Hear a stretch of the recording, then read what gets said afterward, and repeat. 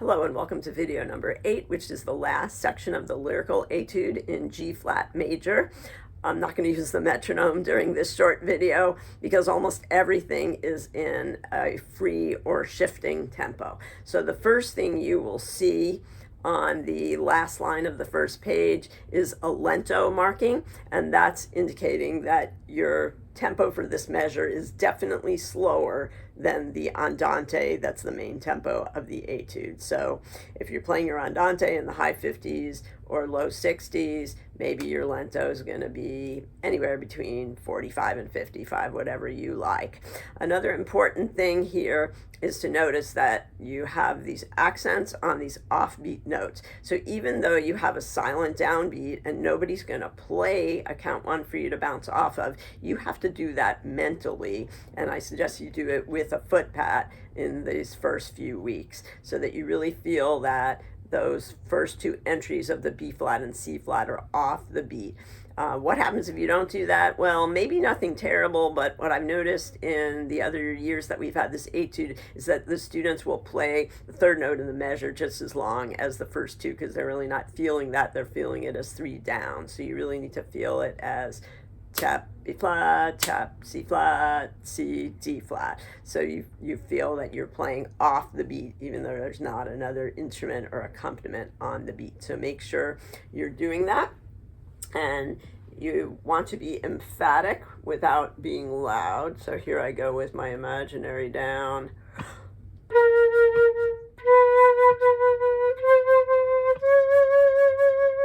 And then you want to make sure you hold at least what a quarter note plus the 16th would be in that tempo, even though it's only existing for a very short amount of time.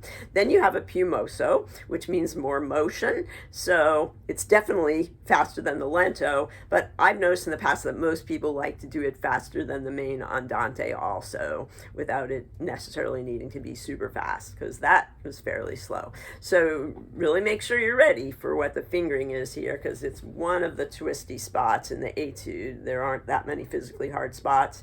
This might be the hardest. So here we are at the più mosso. We have an F, we have a C flat, like B natural, and an E flat and a D flat. So let's learn those.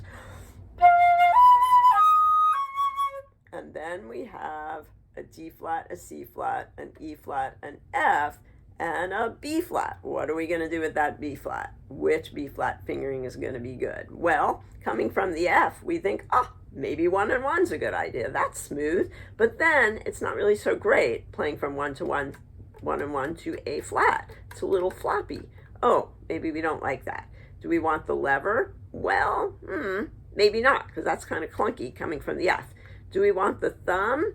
Well, maybe, but we have a C flat so shortly before it, and we have a C flat so shortly after. So, true disclosure, I am actually using the thumb for that B flat, but you have to really be sure that you're going to slide quickly. So you're going D flat, C flat, E flat, F, B flat. That's not so hard to get slid onto your thumb because you really have a couple notes in between the C flat and the B flat. So I'm going to do it that way. I'm going to play the C flat, and then as soon as I can, I'm going to get onto the thumb. Okay, successful. I had 2 notes in between the C flat and the B flat, and I got my thumb moved over. But then you only have 1 note on the next change. So if you're on the B flat thumb, for that B flat, A flat, you only have 1 note, the A flat, to slide off for the next C flat. So I'm doing it, but it's a little bit risky. Well, it wasn't so risky at that tempo, but it's a little risky. I feel myself tensing up a little bit when I get there, but I kind of like that the best because the lever is not a good idea. It's so clunky coming from the F, and the 1 and 1 kind of floppy coming from B flat to A flat. So probably my second choice would be the 1 and 1 there, but I'm going to try to get away with if other teachers disagree, I totally understand because it's pretty tricky and risky. So I'm chunking that group, B flat, A flat, C flat, D flat, G flat again. And then, at least as far as B flat fingerings, I'm safe for a while because I don't see any Bs or B flats the rest of the page. So let's chunk the next group, starting with the G flat. And making sure to break the articulation there. And then the next group, E flat, D flat, C, A flat, land on G flat. So if you're new to this passage, you probably want to turn off the video and do those individual chunks slowly a whole bunch of times in a row before you proceed. So once you're ready to proceed and you're able to play the Pimoso at least a little faster than your andante was going, so if your andante is like 60, if you can play at 70, that's fine. 80 wouldn't sound bad if you can do it confidently and smoothly. You want to make sure it's Pimoso, the fastest moving spot in the piece, but not for very long. So then once you've done that and you've played your last few 16ths in the Pimoso, then you have to use that 16th note speed to gauge how long the G flat dotted eighth is in the bottom measure of the page and how long the half note is after that. And I can't tell you how many times I've heard students completely disregard the tempo they were at when they're playing the half note and even the dotted eighth notes. It's tricky because you're in a rallentando, but you really have to say the subdivisions to yourself. For the three-way subdivision on the G flat, one tate, and then two tate ta, three tate ta, stop on the downbeat of the next page. So really make sure your half note is long enough in the tempo that you're kind of Pimoso and then rallentando down to. Don't just play the half note completely random, but actually count subdivisions inside your head as you're counting, holding the half note. And then with the group of 6 at the top of the next page, make sure 6 fits in the space that a group of 4 is fitting in. So if you played, let's see, I'll just put my metronome at 70 for the very ending of the page. So I'm here on the dotted eighth, 16th, and the half note, and then I want to make sure my group of 6 agrees with that. I think I changed my mind. I think I want it a little slower, 66.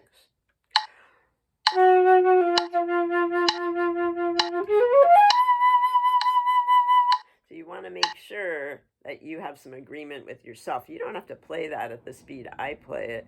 You have to play your different groupings at the speed that matches up with your own speed. So if you're slower than that with your rallentando and then your group of 6 is more leisurely than what I just played, like more like,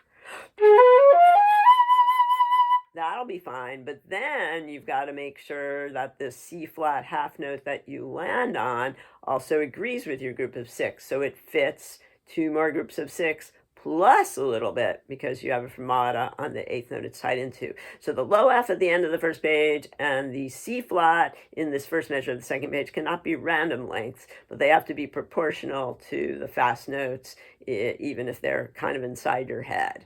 So then once you've done that and it says a tempo, I sort of have a little bit of question about, are we returning to the andante tempo? Are we returning to the Pimoso? Are we returning to the lento? Or are we returning to whatever you rallentando down to? So you might consider the low 60s for these 8th notes that are coming up in the a tempo.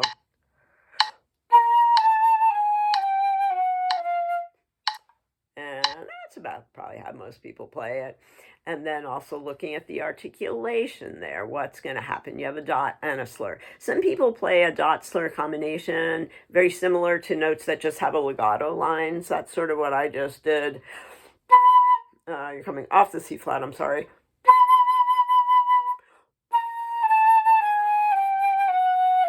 Some people say it should bounce a little more, like a bow bouncing off of a string instrument, and that's also okay.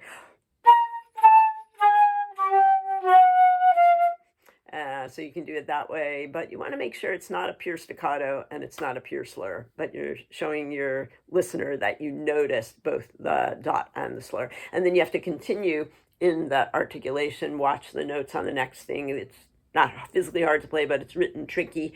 So F, F flat, which is E, E flat, E double flat, which is D, D flat, C. So those 6 are actually chromatic.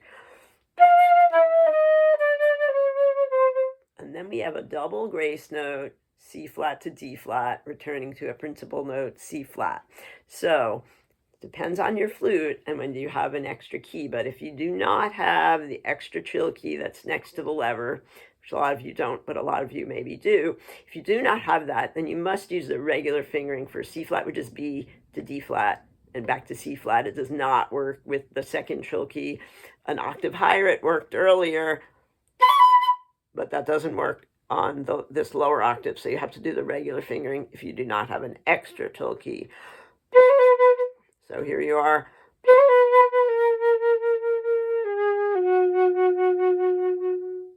And since this is the end of the etude, unlike if you went on the way it's originally composed, you want to leave a little bit of room for a decrescendo or diminuendo on this final fermata note. That's not marked, but it makes more sense as you finish the revised etude that ends there for the TMEA cut.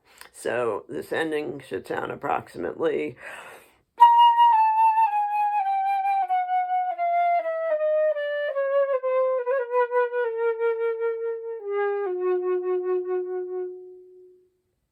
And then you've completed it. So good luck on the lyrical etude. I think it's really beautiful and you'll really enjoy it once you get all the notes under your belt.